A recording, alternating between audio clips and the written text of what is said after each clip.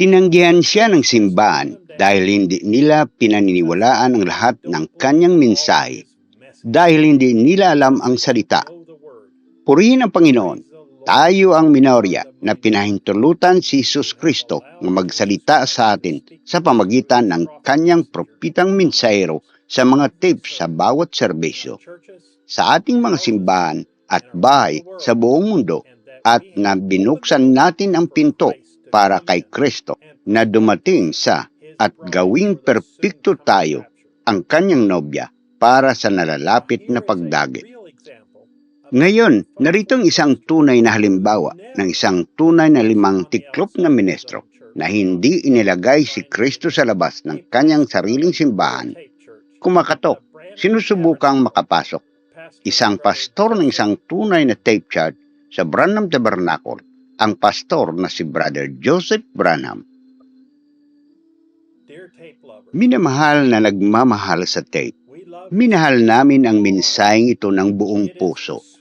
Ito ay ang tamis ng tubo ng Diyos. Ito ay salita ng Diyos na lubusang pinagtibay at napatunayan ng paulit-ulit. Ang mensaheng ito ay ang sagot sa salita ng Diyos. Ito rin ang pinahirang Kristo, ang pinahirang salita para sa ating panahon. Nakakuha kami ang pinagtibay na salita ng Diyos dito na nagpapatunay sa pamagitan ng Espiritu na tinanggap niya tayo at binigyan tayo ng bautismo ng Espiritu Santo. Tayo ay bininyagan sa pangalan ni Jesus Kristo. Ang parihong ebanghelyo, ang parihong mga tanda, ang parihong mga kabalaghan, ang parihong ministeryo, maging ang parihong haliging apoy na nakikita sa harap natin, na nagpapakita ng mga tanda at kabalaghan. Walang dahilan, wala kahit saan. Ito ay panahon ng pagkakaisa sa Diyos at sa kanyang nobya. Ang nobya ni Kristo ay tinawag na. Tayo ay nabuklod sa kaharian ng Diyos. Ang mga mekaniko ay naririto lamang na naghihintay para sa dynamic na mag-aalis sa atin sa mundong ito patungo sa kaluwalhatian sa pag-agaw. Ang dynamic ay isang muling pagpupuno ng banal na espiritu. Ang lapida ay bababa at makikiisa sa katawan.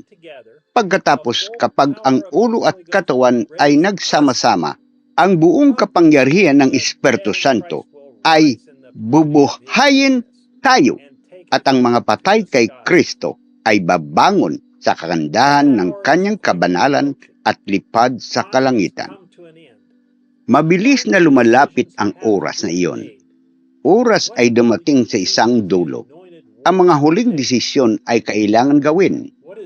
Ano ang gagawin mo sa pinahirang salita ng ating panahon? Ano ang iyong panindigan sa mensahe ng oras? Sasabihin mo na lang ba, naniniwala ako sa mensahe, naniniwala akong nagpadalang Diyos ng propita? Huwag lang umabot dito. Sabihin, naniniwala ako sa mensahe, sumunod ka sa mensahero. Kung kailangan mong sumunod sa mensahero, paunawa, sabi niya, sundin mo ang sugo. Kung gayon, gaano kahalaga ang paniwalaan at pakinggan ang bawat salita na sinabi ng sugo. Sasabihin mo, bueno, naniniwala ko sa bawat salita na sinabi, kapatid na Branham. Iyan ay mabuti, ngunit iyon lamang. Iyan ay ang kakayahang magbasa. Bakit hindi makuntinto ang mga tao sa mga tape? Hindi lahat ay maaring maging propita.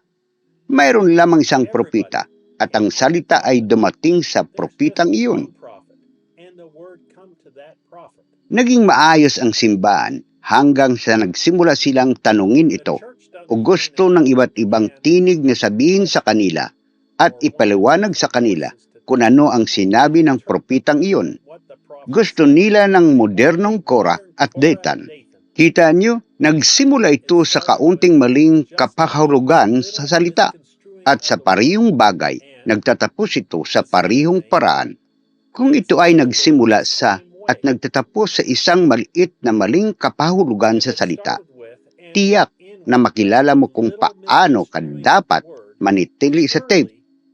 Tiyak na nakikita mo kung bakit tiniyak ng Diyos na ang mensaheng ito ay naitala at nakaimbak para sa Nob. Hindi ko sinasabi ang mga bagay na ito sa iyong mga pastor o para sabing huwag makinig sa iyong pastor. Hindi, ngunit para ipakita sa iyo ang kahalagaan ng pagpindot sa play at pakikinig sa mensaheng ito sa tape. Gaano dapat itong suriin muli ng simbahan? At muli, at muli, at muli. Naghihintay tayo sa kanyang pagdating. Nagising kami, naghihintay kami ng pag-alis. Mas mabuting suriin natin ito sa salita. Hindi ko nano ang sinabi ng isang tao. Tiyaking alam mo sa iyong sarili. Bilang isang personal na karanasan kay Kristo, suriin ito muli, at muli, at muli. Ano ang sinabi niya? Dapat nating suriin ito ng salita muli at muli at muli. Paano mo ito suriin gamit ang salita? Ano ang salita para sa ngayon? Katulad na nangyayari mula pa noong una, ang Biblia. Sino ang sinabi ng Diyos na tagapagpaliwanag ng kanyang salita? Ako? Ang iyong pastor? Hindi. Ang pinagtibay na propeta ng Diyos para sa oras ay ang tanging tagapagpaliwanag ng salita. Kaya dapat mong suriin muli ang bawat salita na sinasabi ng sinumang at muli gamit ang mga tape.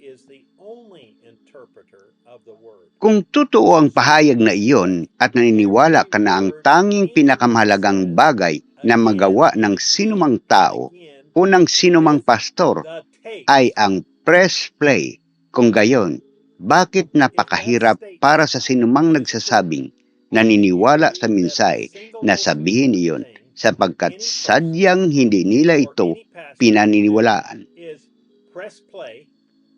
Ano ang iyong panghuling desisyon? Para sa akin at sa aking bahay, manatili tayo sa mensaheng ito at sa mensahero ng Diyos. Ang mga tape. Naniniwala kami na walang mas mahalaga kaysa pakikinig sa tinig ng Diyos sa mga tape. Iisa lamang ang ganito ang sabi ng tinig ng Panginoon. Iisa lang ang tinig na pinagtibay ng haliging apoy. Mayroon lamang isang ikapitong anghel na mensahero. May isang busis lamang ang lahat ng nobya ay maaring sumang-ayon. Iisa lamang ang tinig ng Diyos sa henerasyong ito.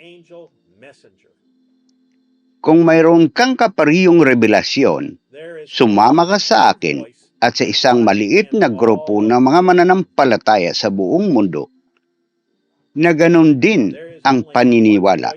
Linggo sa alas 12 ng tanghali, oras ng Jeffersonville, habang naririnig at ginagawa natin ang ating pangwakas na desisyon.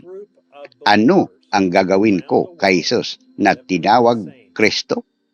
63-1124M. Brother Joseph Branham.